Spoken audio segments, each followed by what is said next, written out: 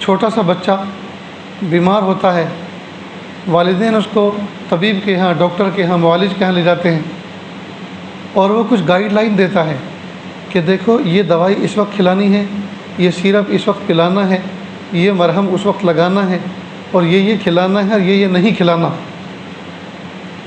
تو ڈاکٹر نے بچے کی کنڈیشن کو دیکھ کر اس کے صحت کے اصولوں کے مطابق جو ترتیب اس کو بتائی، اسی ترتیب کو فالو کرنے،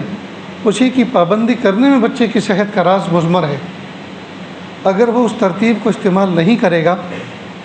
اس طریقے کو استعمال نہیں کرے گا، تو بچہ صحت نہیں پا سکے گا، اور ہو سکتا ہے کہ موت واقع ہو جائے، ہو سکتا ہے کہ موت واقع ہو جائے۔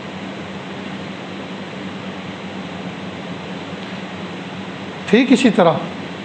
اللہ رب العزت میرے اور آپ کے خالق ہیں۔ اللہ تعالیٰ کو پتہ ہے ہم سے بھی زیادہ، ہم اپنے جسم کو لیے پھرتے ہیں، لیکن ہم سے زیادہ ہمارے رب کو پتہ ہے، کیونکہ وہ ہمارے خالق ہیں، کہ ہمارے لیے بہتر کیا چیز ہے اور بری کیا چیز ہے۔ لہذا محبوب صلی اللہ علیہ وسلم کے ذریعے سے جو احکام ہم تک پہنچے،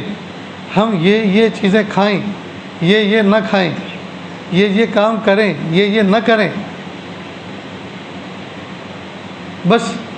یہی آزمائش ہے ہماری، یہی ہماری آزمائش ہے۔